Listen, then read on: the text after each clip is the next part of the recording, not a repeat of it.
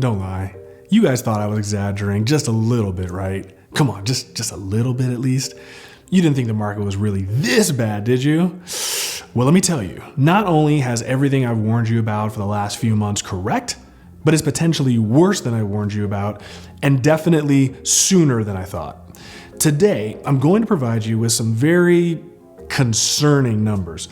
Now, whether you live in Las Vegas or not, we tend to be the precursor to what the rest of the country is about to experience. So stay tuned as we cover all of the normal analytics and then attempt to make some sense out of all this craziness. Oh yeah, stick around for the end of this video for a nice little treat and explanation.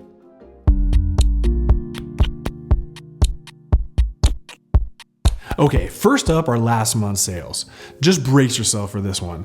Last month, we only sold 1,892 homes. That's 1,000 homes less than the worst July in an entire decade. This translated into a 41% decline in sales versus last year.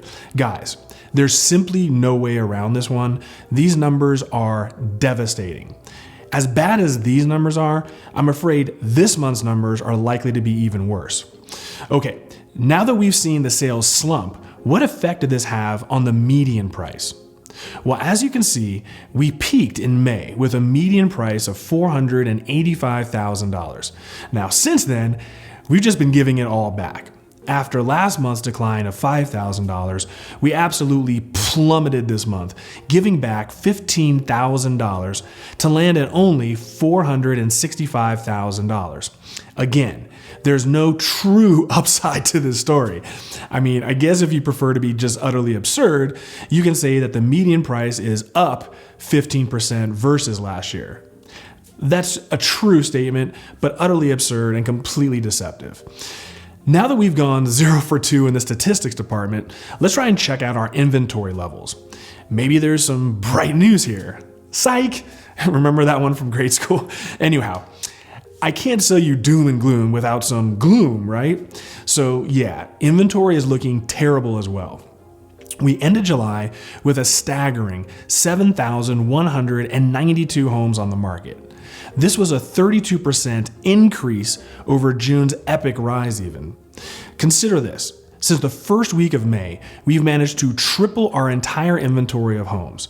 The only singular bright spot here is that the last week our inventory only went up by 285 homes. This is compared to 500 plus for the previous few weeks. Now, the one caveat I will say is this. I've seen more and more homes recently pulled off the market. Next month, I'm going to pull some data on this for an entire year so we can kind of go back and track the amount of withdrawn listings a little bit closer.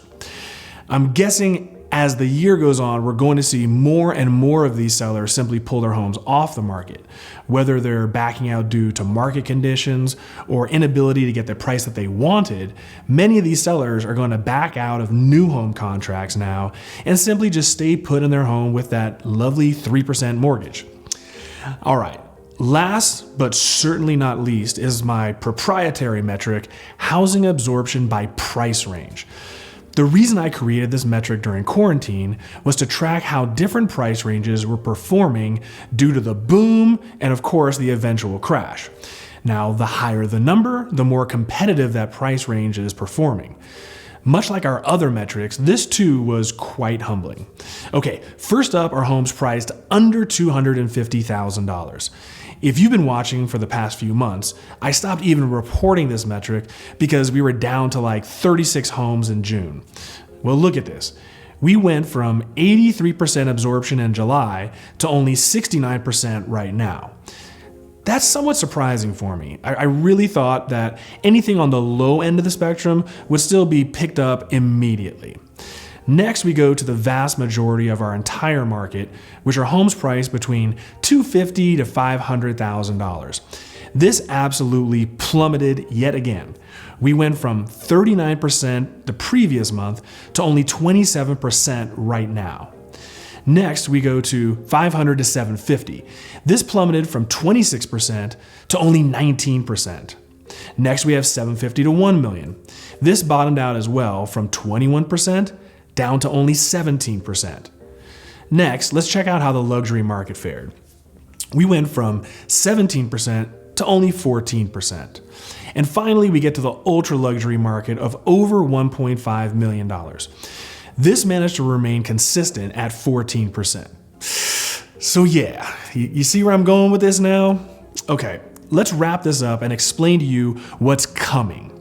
Sales were down 40%, median price plummeted $15,000, inventory is up 30+%, and housing absorption just completely bottomed out. Now, obviously the market's in peril, but here's what's very concerning. Everything I showed you today reflects what happened, and obviously it's not good.